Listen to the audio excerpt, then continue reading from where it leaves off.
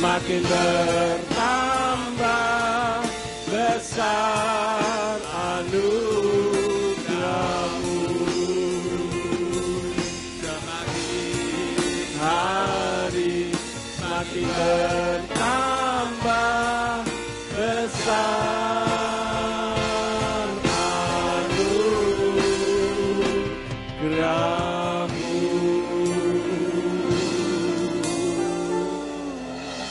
Kita tetap berdiri, mari kita naikkan pujian Shema Yisrael Yahweh Eloheinu Yahweh Echad. Shema Yisrael Yahweh Eloheinu Yahweh Echad. Shema Indonesia, Shema Indonesia Yahweh Eloheinu Yahweh Echad. Shema Ambarawa, Shema Ambarawa Yahweh Eloheinu Yahweh Echad.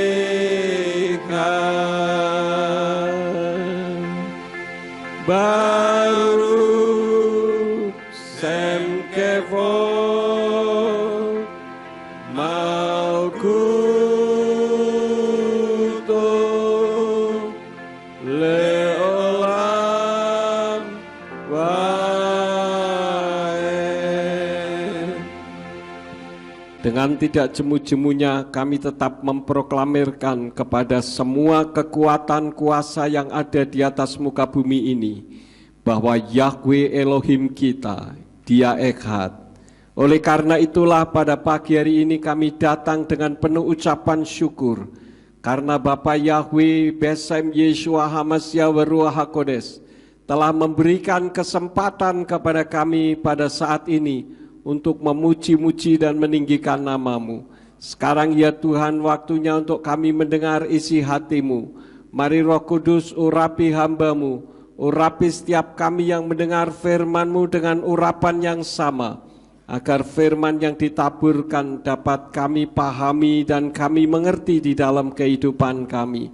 Dan jika ada kuasa penguasa roh jahat di udara yang berusaha untuk merebut kebenaran firman dari hati dan pikiran kami tolak dan kami patahkan di dalam nama Yeshua HaMashiach. Pergi kau keluar, tinggalkan tempat ini, tinggalkan setiap hati dan pikiran kami, baik yang ada di ruangan ini maupun yang ada di rumah masing-masing melalui streaming radio maupun melalui YouTube.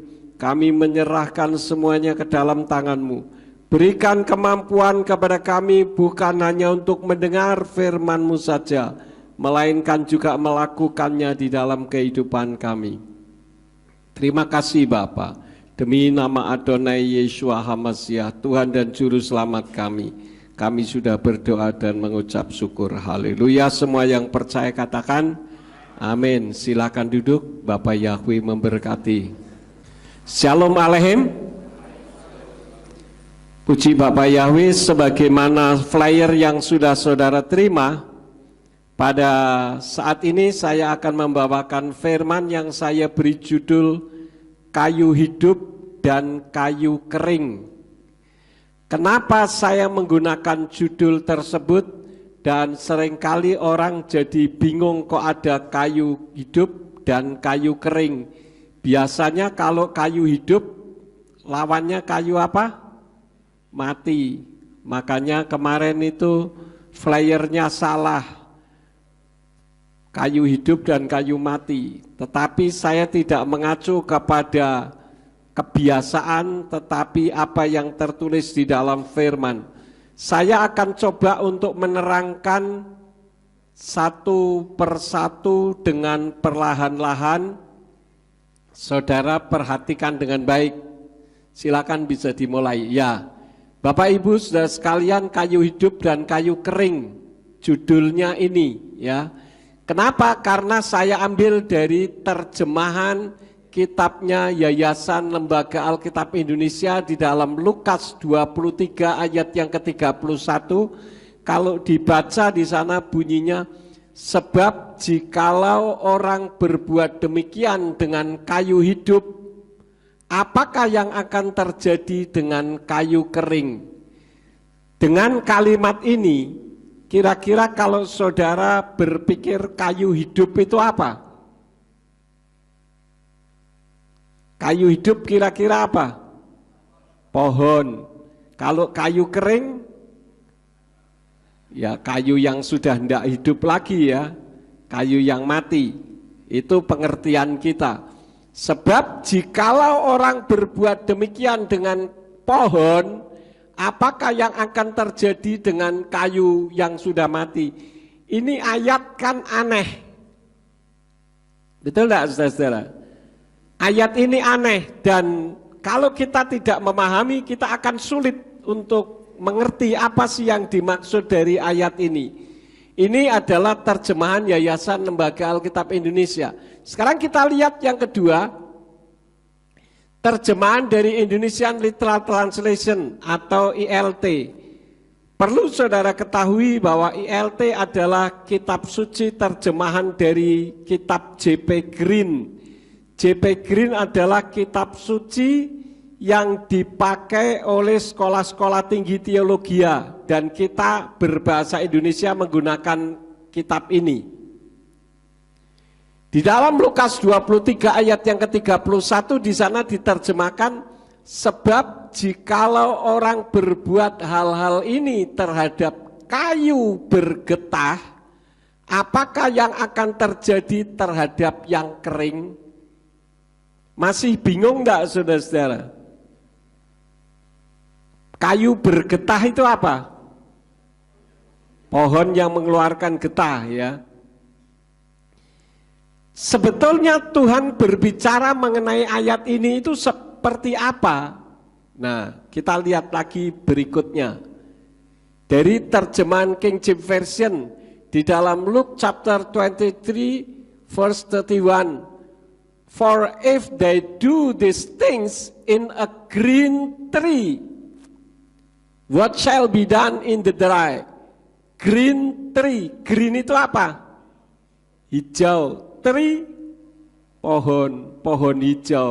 Itu pohon yang dicat hijau atau memang pohonnya warnanya hijau?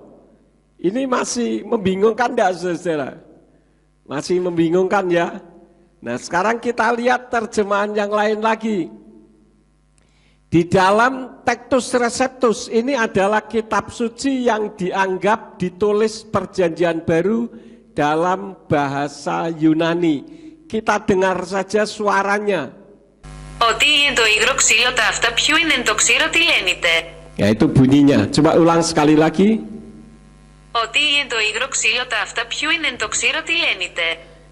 Kita tidak begitu jelas kalau kita tidak bisa bahasa Yunani, ya. Ini lebih membingungkan lagi. Sekarang kita lihat ini kalau diterjemahkan, kalau tadi diterjemahkan itu artinya apa yang tertulis pada kayu basah adalah apa yang dikatakan pada kayu kering.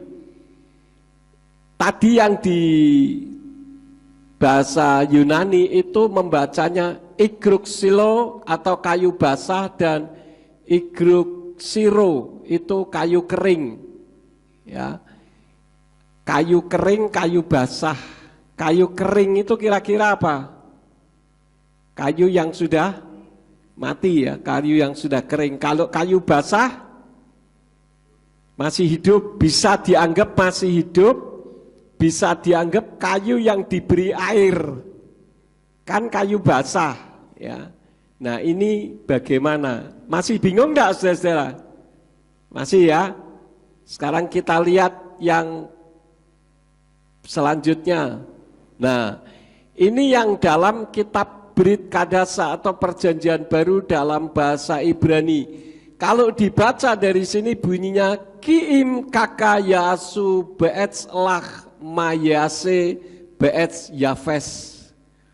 Ini saya sengaja kasih warna yang berbeda-beda. Sekarang kita lihat selanjutnya.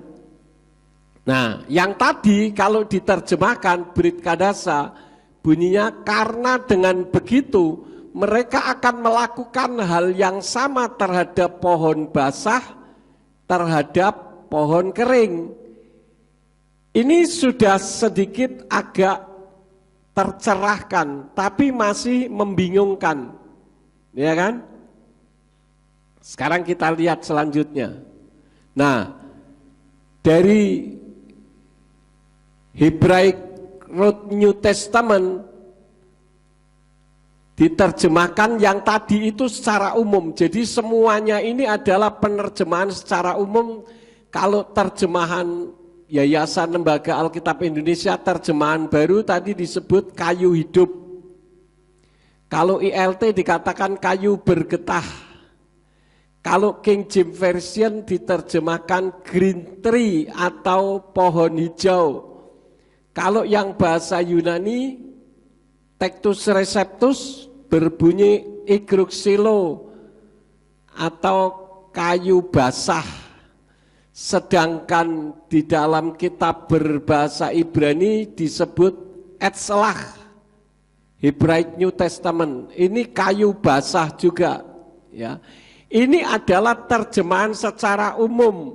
Artinya kalau hurufnya itu dibaca seperti apa adanya, bunyinya seperti ini. Ya, sekarang kita lihat selanjutnya. Nah, ternyata kata tadi, nah, yang ini semua, ini kalau diterjemahkan secara umum bunyinya seperti ini, tetapi apa yang tertulis dalam kitab Lukas pasal 23 ayat yang ke-31 ternyata tidak bisa diterjemahkan secara umum. Paham saudara-saudara? Nah, terjemahannya bagaimana? Ternyata harus diterjemahkan berdasarkan metafora budaya Ibrani. Nah, etzlach itu yang tadi diterjemahkan pohon basah, kayu hidup, kayu bergetah. Ternyata kata etzlach itu berarti kebenaran. Ya, sesuai dengan kitab Yohanan atau Yohanes 14 ayat yang ke-6. Kitabnya di situ dikatakan apa? Akulah jalan, kebenaran dan hidup. Tidak ada seorang pun yang sampai kepada Bapa kecuali melalui aku. Siapa yang bicara? Yesua. Jadi pohon hijau, kayu basah itu sebetulnya berbicara tentang satu pribadi, yaitu siapa? Yesua HaMashiach. Apa sih yang dimaksudkan dengan metafora budaya Ibrani? Metafora budaya Ibrani itu seperti ini. Maju, ya. Tadi etzlach yang sekarang adalah et yafes. Itu pohon kering atau kayu kering, itu berarti kejahatan. Kalau tadi kebenaran sesuai dengan Yohanan yang mengatakan akulah jalan, kebenaran dan hidup, ternyata etz yafes itu berarti kejahatan sesuai dengan kitab Roma pasal 3 ayat yang ke-23. Roma 3 ayat yang ke-23 ngomong tentang siapa, saudara-saudara? Ngomong tentang semua manusia di atas muka bumi ini yang sudah berdosa, telah kekurangan kemuliaan Elohim. Kenapa? Karena sejak Adam dan Hawa jatuh di dalam dosa, maka semua manusia punya kecenderungan untuk berbuat dosa. Meskipun tidak ada yang ngajarin, itu sudah menjadi naluri. Itulah yang disebut dengan dosa turunan. Contoh saja, cucu saya, Ethan, umurnya baru 1 tahun lebih, belum ada 2 tahun. Saya tanya begini, Ethan sudah mandi? Sudah. Padahal belum. Itu naluri seorang anak, dan apa yang dikatakan itu tidak berarti dosa. Karena dia tidak tahu, asal bunyi saja. Bisa karena sedang belajar kata sudah. Sehingga ketika ditanya sudah atau belum, ya jawab saja sudah. Bisa dipahami saudara. Tetapi itu semua terjadi akibat manusia kekurangan kemuliaan Elohim, bukan kehilangan. Kalau diterjemahkan dalam bahasa Ibrani-nya itu kekurangan. Artinya kemuliaan Elohim berkurang di dalam diri manusia akibat Adam dan Hawa jatuh di dalam dosa. Karena tertipu oleh kuasa setan. Setan itu di dalam menipu licik, bukan pinter, tapi licik. Kalau engkau makan buah pengetahuan hal baik dan jahat ini, maka engkau akan seperti Elohim. Nah, kalimat engkau akan seperti Elohim itu bagi Adam dan Hawa itu sangat menarik. Karena diri mereka wujudnya manusia. Sedangkan Elohim itu penuh dengan kuasa. Sehingga dia berpikir, wah kalau saya makan buah ini, saya akan seperti Elohim. Pantas saja Tuhan melarang saya untuk makan buah pengetahuan hal baik dan jahat. Karena kalau aku makan buah pengetahuan hal baik dan jahat, maka aku akan sama seperti dia. Sehingga ada keinginan. Padahal dengan mereka tidak memakan buah pengetahuan hal baik dan jahat, mereka sudah seperti Elohim. Di mana seperti Elohimnya? Adam dan Hawa diciptakan Elohim tidak berbatas usia, kekal. Walaupun dalam wujud manusia, tapi kekal, hidup terus. Makanya ketika mereka memakan buah pengetahuan hal baik dan jahat, langsung buah pohon kehidupan dijaga oleh malaikat. Kenapa? Karena kalau mereka makan memakan buah pohon kehidupan, Adam dan Hawa akan hidup sampai sekarang. Maka supaya jangan memakan itu, mereka berdua diusir dari taman yang Tuhan sudah sediakan bagi mereka. Bisa dipahami saudara? Jadi ini merupakan tipuan setan, ya. Berdasarkan metafora budaya Ibrani yang tadi itu seperti apa yang tertulis di dalam kitab 2 Raja-Raja 6 ayat yang ke-25, yang kalau dibaca dalam bahasa Ibrani berbunyi divyonim atau kareyonim. Itu kalau King James Version menerjemahkannya dafdang, atau kalau terjemahan dari Yayasan Lembaga Alkitab Indonesia tai merpati. Bagaimana mungkin tai merpati dijual, lalu mau berapa banyak merpatinya, sedangkan di sana pada saat itu tidak ada peternakan merpati, ya kan? Nah, Apa yang tertulis di dalam 2 Raja-Raja 6 ayat yang ke-24 ini harus diterjemahkan berdasarkan metafora budaya Ibrani. Nah, artinya adalah kupasan kacang tanah. Seperti apakah yang dimaksud dengan kupasan kacang tanah? Kita lihat selanjutnya. Nah, seperti ini. Jadi di budaya Ibrani yang seperti ini disebut tai merpati diterjemahkannya, karena bentuknya putih seperti kotoran merpati.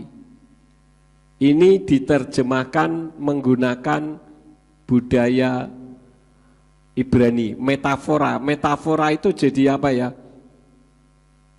Perumpamaan. Ya. Ini sama saja dengan kalau kita berbicara tentang metafora budaya yang lain. Kita lihat, misalkan metafora budaya Jawa, ada kata rondo royal. Rondo itu bahasa Jawa, artinya apa? Janda. Royal, ya royal, pakai pakaian seksi, bahenol, kemudian buat bagi-bagi uang, ya itu kan royal.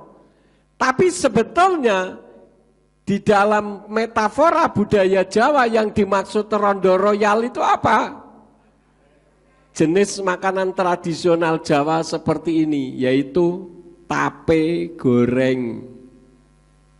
Ini adalah tipe budaya, metafora budaya Jawa. Kalau tadi metafora budaya Ibrani. Kenapa? Karena kitab suci ini ditulis dalam bahasa Ibrani untuk orang-orang Ibrani awalnya, sehingga kita mengacunya kepada metafora budaya Ibrani. Nah, ini kalau metafora budaya Jawa. Ya, selanjutnya. Nah, sekarang metafora budaya Indonesia, ada istilah matahari senja. Matahari senja dalam bahasa Indonesia berarti usia tua atau akhir dari suatu hal. Kamu sudah matahari senja saja kok rewel. Nah, itu artinya kamu sudah lanjut usia saja kok rewel, kira-kira begitu ya. Ini dalam metafora budaya bahasa Indonesia. Contoh lagi, hati batu. Ada enggak orang yang punya hati batu? Enggak ada, hati ya terbuat dari daging, ya kan? Organ hati. Tapi ada istilah hati batu. Dalam bahasa Indonesia berarti orang tidak memiliki perasaan, atau tidak mudah terharu, atau memiliki sifat yang keras. Dasar kamu hati batu, kira-kira itu artinya kamu tidak punya perasaan, ngomong asal jeplak misalkan, ya. Atau ada orang sedang kesedihan kok bukannya sedih tapi ngakak-ngakak, ketawa terbahak-bahak misalkan. Nah, itu hati batu, memiliki sifat yang keras, tough. Tough beda, kalau tough itu apa ya bahasa Indonesianya? Teguh ya. Tapi kalau hati batu ini keras. Keras beda dengan teguh. Keras itu terkadang kanggo karepe dhewe. Ya. Nah, ini yang dimaksudkan dari kitab tadi. Selanjutnya, nah, sebetulnya saudara-saudara, ketika Yesua mengatakan tentang kayu hidup dan kayu kering, itu Yesua menunjuk kepada ucapan Nabi Yekeskel yang tertulis di dalam kitab Yekeskel pasal 20 ayat 45 sampai pasal 21 ayat yang ke-7. Saya akan baca yang demikian bunyinya. Datanglah firman Yahweh kepadaku yang mengatakan, Hai anak manusia, arahkanlah wajahmu ke jalan teman dan berbicaralah sepatah kata terhadap selatan dan bernubuatlah terhadap hutan padang Negeb. Dan katakanlah kepada hutan Negeb, dengarlah firman Yahweh. Beginilah Tuhan Yahweh berfirman, lihatlah, aku akan menyalakan api di dalammu, dan dia akan memakan habis setiap pohon yang basah dan yang kering di antaramu. Nyala apinya tidak dapat dipadamkan, dan olehnya akan dihanguskan semua wajah dari tanah Negeb sampai ke utara. Ayat 48. Dan semua orang akan melihat bahwa akulah Yahweh yang telah menyalakannya dan tidak akan dipadamkan.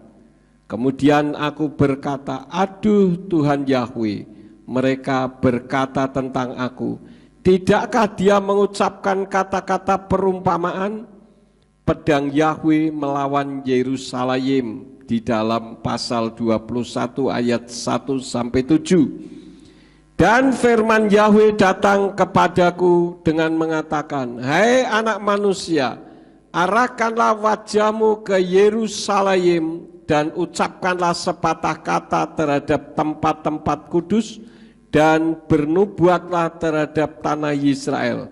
Dan engkau harus mengatakan kepada tanah Israel, beginilah Yahweh berfirman, lihatlah, akulah lawanmu dan aku akan mencabut pedangku dari sarungnya dan aku akan melenyapkan dari antaramu orang-orang yang benar dan orang-orang yang jahat. Sejak itu aku akan melenyapkan orang benar dan orang fasik dari antaramu, maka pedangku akan terhunus dari sarungnya untuk melawan semua orang, dari tanah Negeb sampai ke utara, dan semua orang yang mengetahui bahwa akulah Yahweh telah menghunus pedangku dari sarungnya, dan dia tidak akan kembali lagi. Dan engkau, hai anak manusia, mengeranglah seperti seseorang yang patah tulang pinggangnya, dan mengeranglah dengan kepahitan di depan mata mereka. Dan akan terjadi pada waktu mereka berkata kepadamu, untuk apakah engkau mengerang? Kemudian engkau akan berkata, karena berita yang sedang datang, dan setiap hati akan luluh, dan semua tangan akan terkulai, dan setiap roh akan menjadi lemah, dan semua lutut akan menjadi lemas seperti air. Lihatlah, hal itu akan datang dan hal itu akan terjadi, firman Yahweh.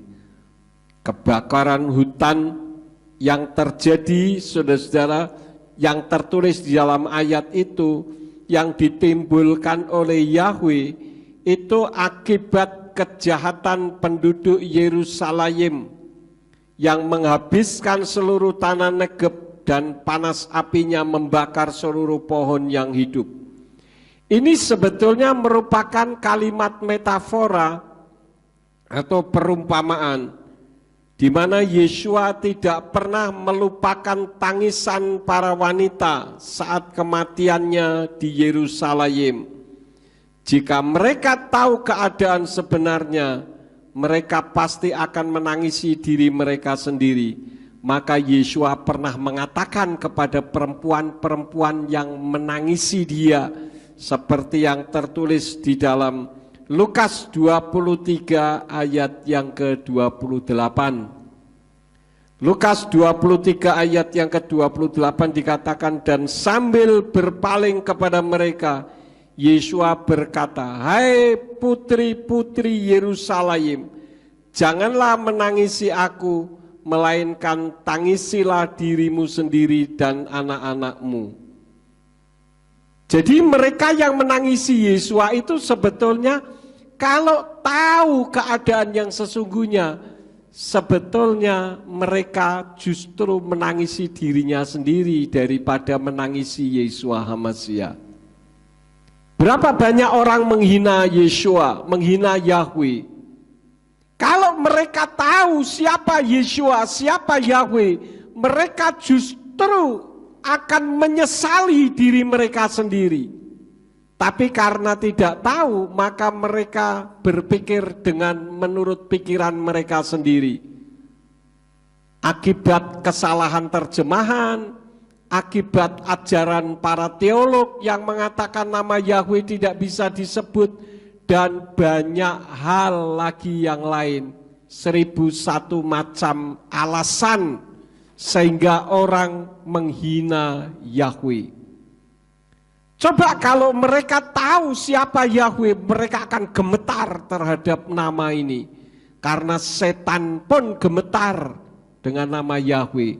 Maka setan menipu sedemikian rupa supaya orang jangan memanggil nama Yahweh. Bisa dipahami saudara-saudara? Karena nama ini nama yang berkuasa, maka setan memutar balikkan fakta. Seperti angka 13. Angka 13 itu angka persatuan. Maka dikatakan angka 13 itu angka sial. Kenapa? Supaya orang tidak bersatu. Jadi setan itu pekerjaannya memutar balikkan fakta. Nah, kita yang sudah mengerti kebenaran, jangan sampai kita ditipu oleh kuasa setan. Bisa dipahami saudara-saudara? Nah, lalu apa yang dimaksud dengan kitab Injil Lukas pasal 23 ayat 31 tadi? Maksudnya adalah jika terhadap kebenaran atau terhadap Yeshua HaMasyiah saja yang dimetaforakan sebagai kayu yang hidup, mereka bisa melakukan keburukan, menyiksa, memukul, menendang, meludahi, bahkan membunuh, menggantungnya di kayu salib. Maka terhadap kayu kering, yaitu pengikut kebenaran manusia yang sudah berdosa, pun mereka akan memperlakukan bahkan lebih buruk lagi. Sampai di sini sudah bisa dipahami saudara-saudara? Jadi maksudnya kalau terhadap Yeshua yang adalah pribadi dalam wujud manusia yang sempurna, itu saja mereka bisa memperlakukan sedemikian keji. Maka ketika saudara menghadapi permasalahan, ketika saudara dipermasalahkan kehidupan saudara, jangan heran, kira-kira begitu. Misalkan ada orang yang, saya di sini sebagai gembala sidang, ada seorang yang berani ngonek-ngonek ke saya misalkan, atau apa sih namanya ngonek-ngonek gitu, menghina, mencaci maki misalkan ya. Jangan heran kalau orang yang sama pun bisa memperlakukan saudara. Karena saudara bukan gembala sidang. Saya yang gembala sidang saja diperlakukan seperti itu, apalagi terhadap saudara. Kira-kira begitu. Bisa dipahami saudara-saudara? Ini maksud daripada ayat yang tertulis dalam kitab Injil Lukas pasal 23 ayat yang ke-31. Coba sekarang kita aplikasikan ya. Dari terjemahan baru Yayasan Lembaga Alkitab Indonesia. Sebab jikalau orang berbuat demikian dengan Yeshua, apakah yang akan terjadi dengan kamu? Kira-kira begitu. Kamu yang bukan manusia sempurna, pasti akan diperlakukan lebih lagi. Karena Yeshua yang tidak bisa berbuat dosa. Ingat, Yeshua tidak bisa berbuat dosa karena tidak ada dosa di dalam dirinya. Karena itu saya katakan kalau orang dulu sebelum saya mengenal nama Bapa Yahweh, saya berkata Yeshua itu 100% manusia, 100% Elohim. Saya katakan statement saya salah. Yang benar Yeshua itu 100% Elohim dan 100% berwujud manusia. Dia manusia atau bukan? Bukan. Yeshua itu Tuhan. Dia itu Elohim. Kalau dia manusia, tidak ada manusia bisa menyelamatkan manusia. Karena semua manusia sudah berbuat dosa. Karena itu saya katakan bahwa saya tidak mentuhankan Yeshua. Kenapa tidak mentuhankan Yeshua atau menjadikan Yeshua sebagai Tuhan? Karena Yeshua dari sononya itu sudah Tuhan. Jadi tidak perlu dituhankan. Bisa dipahami saudara-saudara?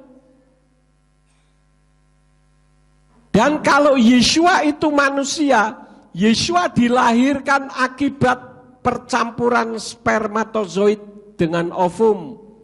Spermatozoidnya Yosef atau Yusuf bercampur dengan ovum atau sel telurnya Miriam atau Maria, maka lahirlah Yeshua. Apakah seperti itu? Kan tidak, kitab suci katakan Yeshua ada di rahim Miriam karena Ruach HaKodes. Jadi rahimnya Miriam itu dipinjam, kira-kira begitu. Kalau Tuhan tidak perlu masuk ke rahim seorang perempuan, tahu-tahu jejeng sudah jadi manusia gede begitu. Bisa atau tidak? Bisa saja, namanya Tuhan Maha Kuasa, El Shaddai, Elohim yang Maha Kuasa.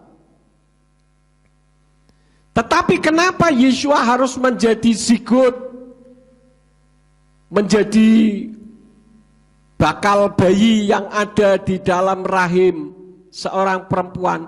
Itu untuk mewakili zigot-zigot yang ada dalam diri perempuan. Ketika keguguran, zigot itu Tuhannya Yeshua. Kenapa Yeshua harus mati? Katanya Tuhan kok mati? Karena Yeshua supaya menjadi Tuhan atas orang-orang hidup dan orang-orang mati. Jadi sebagai mewakili, ya. Itu maksudnya. Namun saudara-saudara, apa yang Yeshua ajarkan di dalam kitab Injil Lukas 23 ayat yang ke-31 tadi, sebetulnya Yeshua mengajar murid-muridnya bahwa jika menghadapi kesulitan, lihatlah penderitaan Yeshua. Dan itu bukan berarti Tuhan meninggalkan kita. Maka dari itu saya katakan Yeshua adalah pattern atau contoh, pola daripada kehidupan umat manusia. Biasanya manusia ketika menghadapi tantangan yang berat, ketika menghadapi masalah yang berat, seringkali manusia kan mengeluh, Tuhan, kenapa engkau meninggalkan aku? Kenapa Tuhan izinkan masalah terjadi di dalam diriku seperti ini? Kan begitu. Tetapi sebetulnya itu merupakan patternnya dari Yeshua. Karena itu ketika Yeshua dalam penderitaan, orang akan berteriak seperti Yeshua berteriak dengan mengatakan, Eli, Eli, lama sabachthani. Elohimku, Elohimku, kenapa engkau meninggalkan aku? Matius 27 ayat 46. Matius 27 ayat yang ke-46. Eli, Eli, Eli itu Elohim Ani, itu Eli. Elohim Ani itu aku, jadi Eli itu Elohimku. Kenapa engkau meninggalkan aku? Bukankah di dalam setiap kehidupan kita pun seperti itu? Ketika kita menghadapi permasalahan besar, seolah-olah kenapa Tuhan tinggalkan saya? Padahal Tuhan tidak pernah meninggalkan kita sedetik pun. cuma pikiran kita saja yang berpikir seperti itu. Bagaimana firman Tuhan mengatakan ketika seseorang menghadapi permasalahan? Saya tidak tahu masalah apa yang sedang saudara hadapi pada saat ini. Mungkin saat ini saudara sedang menghadapi masalah berat, membuat saudara stres, memikir tidak bisa tidur, tidak bisa makan, nggak enak, karena saudara menghadapi permasalahan berat. Apa kata firman Elohim di dalam Ratapan pasal 3 ayat 31 sampai 33? Sebab Tuhan tidak akan mencampakkannya selama-lamanya, karena walaupun dia mendatangkan kedukaan, dia akan berbelas kasihan sesuai dengan kebaikannya yang berlimpah-limpah. Sebab dari hatinya dia tidak menyengsarakan atau mendukakan anak-anak manusia. Jadi ketika saudara menghadapi masalah yang berat sekarang ini, dengar, itu Tuhan izinkan, tapi bukan Tuhan yang melakukannya. Bisa dipahami saudara-saudara? Dan ketika saudara menghadapi tantangan, menghadapi masalah, Tuhan diam-diam membukakan jalan keluar. Seperti yang tertulis dalam 1 Korintus 10 ayat yang ke-13 dari Indonesian Literal Translation dikatakan, pencobaan tidak pernah menimpa kamu jika tidak manusiawi, tetapi Elohim itu setia. Dia tidak akan mengizinkan kamu dicobai di atas yang kamu mampu. Sebaliknya, dengan pencobaan itu dia bahkan akan membuat jalan keluar agar kamu sanggup menanggungnya. Perhatikan kalimat ini. Dia bahkan akan membuat jalan keluar. Jadi ketika saudara sedang dicobai setan, sedang diserang setan, Tuhan itu diam-diam ngasih tahu sama saudara. Nih loh jalan keluarnya, caranya begini. Karena itu ketika saudara menghadapi tantangan, jangan teriak-teriak. Seperti murid-murid ketika ada di dalam perahu, di atas perahu, ada angin sakal menimpa, mereka kan berteriak-teriak. Maka ketika Yesua datang kepada mereka berjalan di atas air, murid-murid nggak tahu, ribut sendiri, malah dikatakan Yesua itu hantu. Bukankah kita seringkali terjadi kamuflase di dalam alam pikiran kita? Sehingga ketika menghadapi masalah kita berpikir Tuhan itu hantu. Karena salah pengertian. Karena orang berpikir percaya kepada Yeshua HaMashiach bebas dari masalah. Lah kok enak mana ada ayatnya? Nggak ada ayatnya. Justru kitab suci katakan orang-orang benar itu banyak masalah. Karena setan tidak suka dengan kehidupan orang benar. Jadi tidak ada ayatnya yang mengajarkan dunia boleh berduka, bersusah-susah, kita berpesta-pesta. Itu ngawur saudara-saudara, tidak ada ayatnya yang begitu. Kalau firman Elohim katakan bahwa dunia menjelang kedatangan Yeshua HaMashiach untuk yang kedua kali itu terjadi banyak kesukaran, orang-orang Kristen ikut sukar atau tidak? Ikut. Cuma, nah ada cumanya, cuma Tuhan memberikan pertolongan. Kalau mereka mengalami kesulitan, mereka tidak ada jalan keluar, mereka seringkali mati bunuh diri. Ya, nah kalau kita ada jalan keluar seperti yang tertulis dalam 1 Korintus 10 ayat 13 tadi, dia bahkan akan membuat jalan keluar. Enak saudara-saudara ya, mengiring Tuhan itu enak. Karena itu saya katakan hidup itu sebetulnya indah kalau kita menikmati dengan kacamata keindahan bersama dengan Bapa Yahweh Besem Yeshua HaMashiach Waruah Kodes. Tapi kalau kita berada pada sudut pandang kacamata yang salah, lah katanya Tuhan ada, lah kok saya bermasalah seperti ini? Nah ini kan pemahaman yang keliru. Saya tidak anti teologi kemakmuran, karena memang hidup bersama dengan Tuhan itu akan makmur. Kitab suci katakan kita akan naik dan tidak akan pernah turun. Jangan saudara percaya dengan pepatah yang mengatakan bahwa manusia hidup itu seperti roda berputar. Kadang di atas, kadang di bawah. Kalau saudara mengimani itu, sekarang saudara sedang ada di atas, siap-siap saudara akan ada di bawah. Saudara sedang jaya, siap-siap saudara akan terpuruk. Kitab suci tidak pernah mengajarkan begitu. Tetapi tentu saja hukum firman harus kita lakukan di dalam kehidupan kita. Karena itulah maka kitab suci mengajarkan kepada kita, kalau saudara saat ini ada yang sedang menghadapi masalah, jangan mengatakan seperti orang-orang yang main sinetron, aku sedang dicobai Tuhan. Tuhan tidak pernah mencobai kok, dicobai Tuhan, enak amat.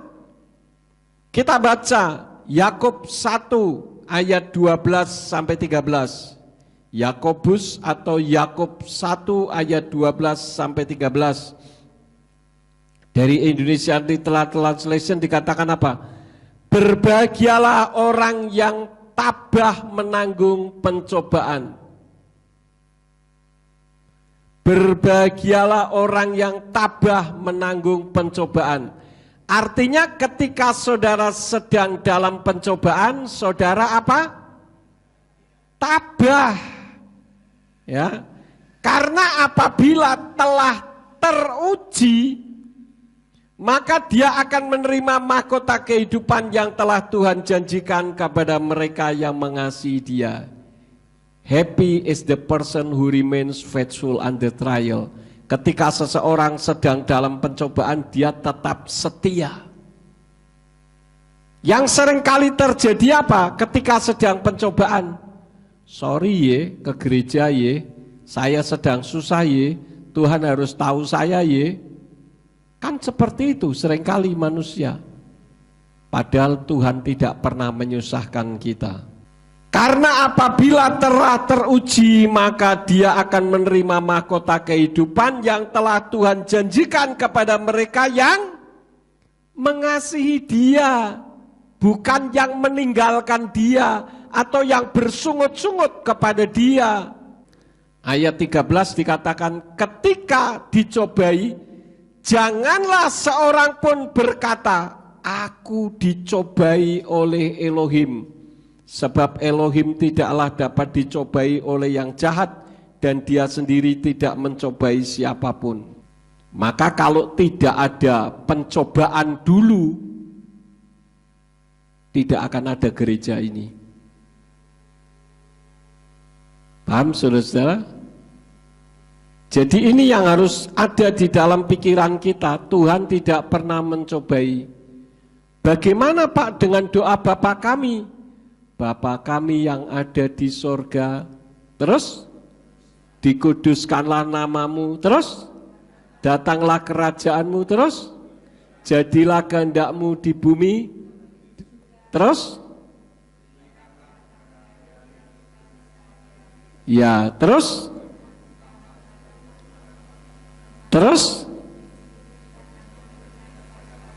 jangan membawa kami ke dalam pencobaan. Itu ayatnya keliru. Bukan jangan membawa kami, tapi jangan membiarkan kami. Itu dalam kitab bahasa Ibraninya begitu.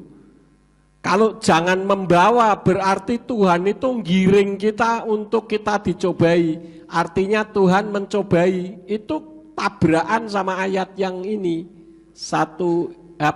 Yakub 1 ayat 12 sampai 13. Dan kitab suci tidak pernah bertabrakan. Jadi sesuai dengan kitab berbahasa Ibrani, jangan membiarkan. Artinya ketika kita sedang menghadapi permasalahan, kita memohon supaya jangan membiarkan, kita tetap ada di situ kira-kira. Ya iya, karena Tuhan membukakan jalan keluar. Ya. Tetapi manusia itu maunya apa? Kebahagiaan tanpa kesulitan, hidup di zona nyaman, tidak punya daya juang, seperti seekor singa yang dipelihara orang sejak bayi, maka tidak bisa mencari makan sendiri. Saya ketika ke Kalimantan, saudara-saudara, pergi ke satu tempat yaitu penangkaran orang hutan. Jadi penangkaran orang hutan ini maksudnya orang hutan yang akan dilepas itu diajari di situ bagaimana caranya mencari makan sendiri. Setelah dianggap sudah berhasil, maka dilepas di hutan belantara. Itu pun nanti dipantau, 2 hari didatangi lagi, masih sehat atau lemes. Kalau lemes berarti belum bisa cari makan sendiri, nanti dikasih makan. Nanti kalau masih sehat, baru 1 minggu lagi didatangi lagi, diajari. Karena sejak kecil sudah biasa makan, tinggal makan. Manusia kan maunya begitu. Jangan menghadapi masalah, Tuhan lepaskanlah aku dari masalah, itu sama saja dengan doa minta mati. Karena hanya orang mati yang tidak punya masalah. Ya, semua orang hidup punya masalah. Jadi kalau saudara punya masalah, bersyukur kepada Elohim, karena itu menunjukkan bahwa saudara masih hidup, ya. Itu artinya saudara masih hidup. Jadi jangan sampai kita seperti singa yang dipelihara manusia sejak bayi. Belajar untuk memiliki daya juang.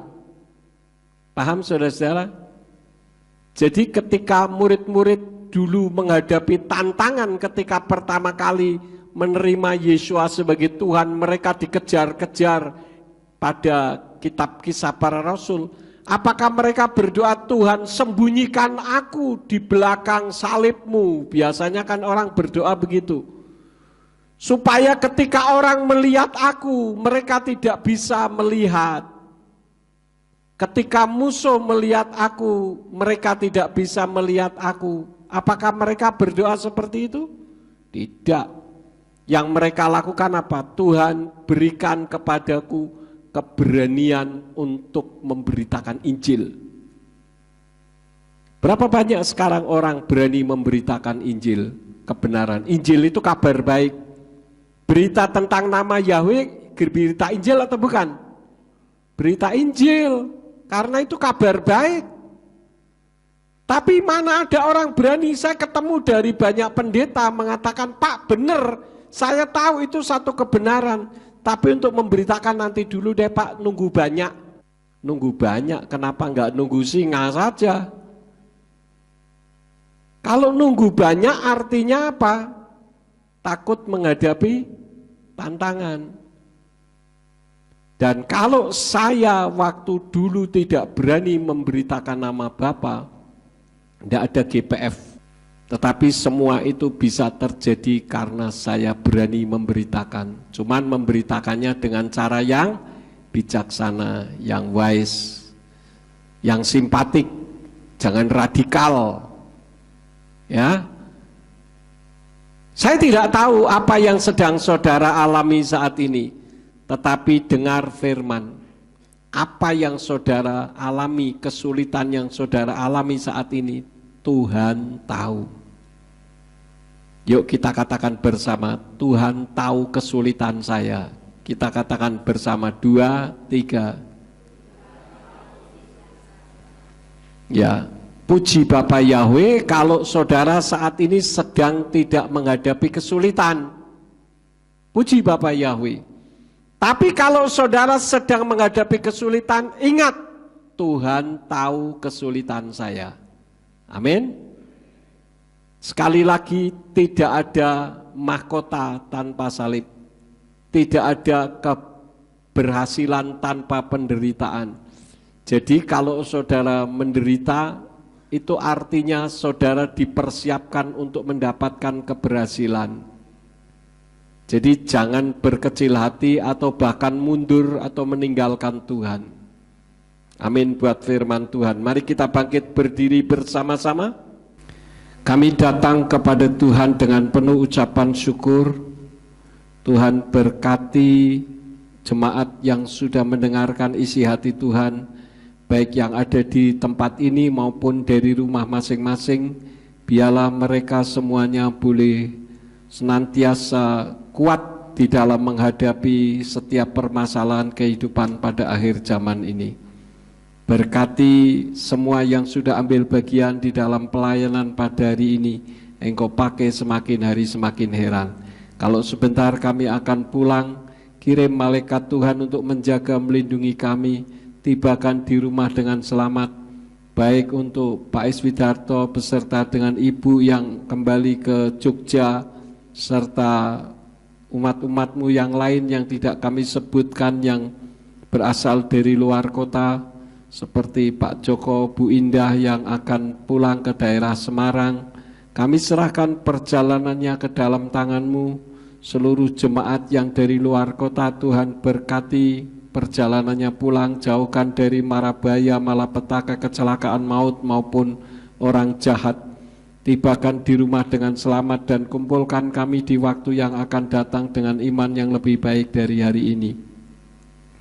Kalau sesampainya di rumah ada yang akan melakukan aktivitas, apa saja yang diusahakan dan dikerjakan yang tidak bertentangan dengan firman-Mu, dibuatnyalah oleh Engkau berhasil, supaya dengan keberhasilan itu mereka kembalikan guna hormat dan kemuliaan bagi nama-Mu. Sekarang berkatilah kami, karena kami siap menerima berkat daripada-Mu. Mari kita angkat kedua belah tangan kita untuk menerima berkat Yahweh. Yefarcha Yahweh wa mereka. Yahweh memberkati engkau dan memelihara engkau. Yair Yahweh pana oleka wikuneka. Yahweh menyinari engkau dengan wajahnya dan memberi engkau anugerah. Yisa Yahweh pana oleka wa yashem leka shalom. Yahweh menghadapkan wajahnya kepadamu dan memberi engkau damai sejahtera. Diberkatilah engkau di kota dan diberkatilah engkau di ladang. Diberkatilah buah kandunganmu, hasil bumimu dan hasil ternakmu, yakni anak lembu sapimu dan kandungan kambing dombamu. Diberkatilah bakulmu dan tempat adonanmu. Diberkatilah engkau pada waktu masuk dan diberkatilah engkau pada waktu keluar. Sekarang pulanglah dan terimalah berkat. Kasih Bapa Yahweh Sang Pencipta, kasih karunia Adonai Yeshua HaMashiach Sang Pembeli Jiwa, dan Ruach HaKodes menyertai saudara sekalian sampai Maranatha. Adonai Yeshua HaMashiach datang kembali untuk yang kedua kali dan mengangkat kita semua. Haleluya.